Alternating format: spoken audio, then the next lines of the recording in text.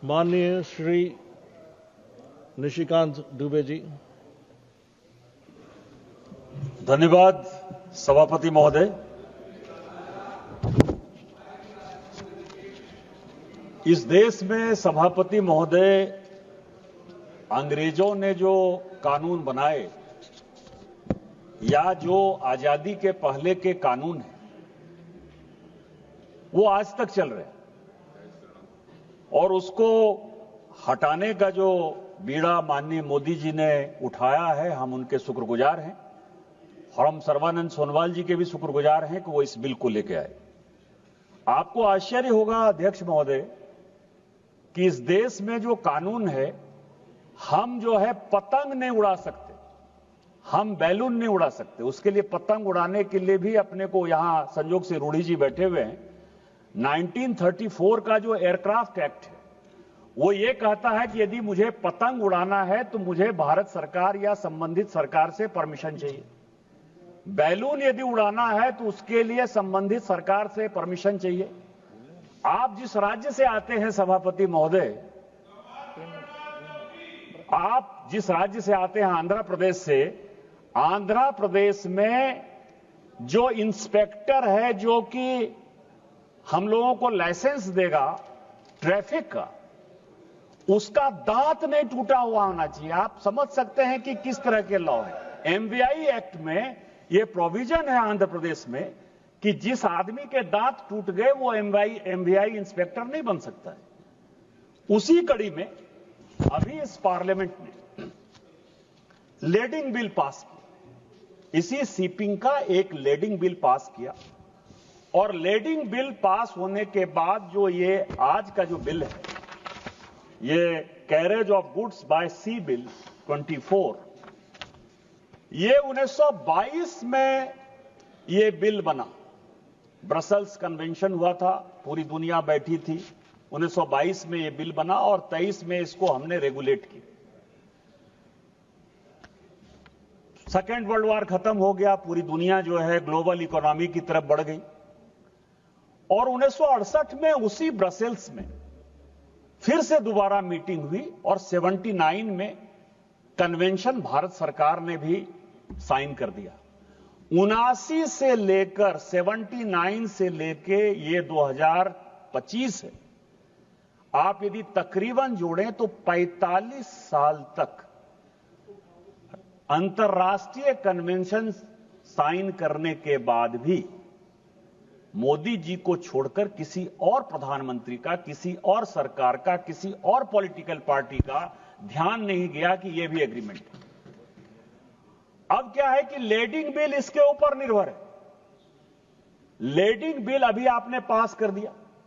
यदि यह bill, lending bill क्या है कि आप कहां से सामान लाएंगे, कौन सामान लाएगा, कितने वेट का सामान होगा, किस पोर्ट से चला, किसने उसमें एंट्री डाली, किसने उसमें जहाज में लोड किया और कौन अनलोड करेगा। मैंने आपको कहा कि इस तरह के सिचुएशन में पूरी की पूरी ट्रांसपेरेंसी हो जाएगी। लेकिन उसके बाद इस बिल के यदि क्लाउज 7 को आप देखेंगे तो लेडिंग बिल से एक कदम आगे हटकर यह क्लाउज है 7। यह कहता है कि हम यह नहीं मानेंगे कि इंपोर्टर क्या कर रहा है, एक्सपोर्टर क्या कर रहा है।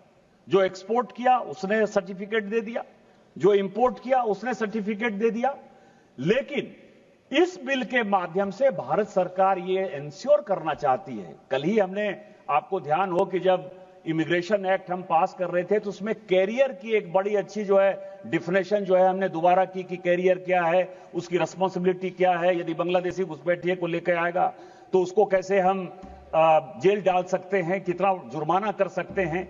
लैंड अभी तक इंक्लूड नहीं था, उस लैंड में क्या।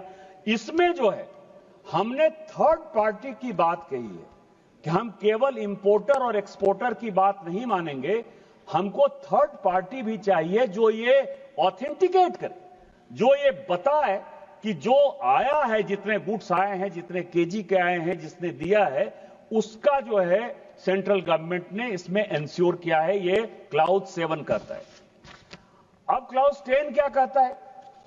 हम बराबर बात करते हैं कि बिल बना लेते हैं। प्रेमचंद्रन साहब बहुत हमेशा जो है, मैं उनका बड़ा सम्मान करता हूं, उनका और स्वागत बाबू का, कि इस पार्लियामेंट में अभी भी कुछ लोग हैं जो कि बहुत पढ़ते लिखते हैं, मेहनत करते हैं, बिल पर मेहनत करते हैं, थोड़ा मशक्कत करवाते जरूर हैं बिल पास कराने के समय, लेकिन कई एक चीजें हैं जो लोगों के सामने आती हैं।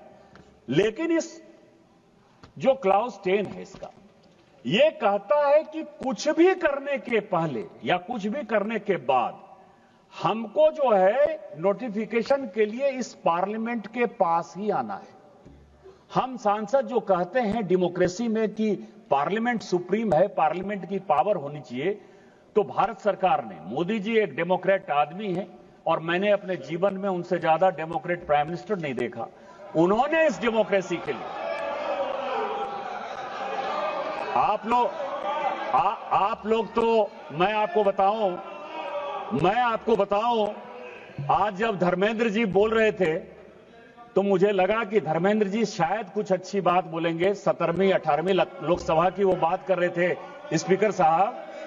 मैं आपको बताऊं कि धर्मेंद्र यादव जी इसी सदन के सदस्य थे और schedule caste Jasvir Singh Samajwadi party का सांसद किसने पीटा इस वेल में, उसका मैं गवाह हूं। जसवीर को किसने पीटा तो मैं आपको बताऊं, या मैं जिनका बहुत सम्मान करता था और सभी पूरी दुनिया सम्मान करती है, मुलायम सिंह यादव जी, मुलायम सिंह यादव जी के ऊपर किसने केस किया, मुझे बताने की आवश्यकता नहीं है।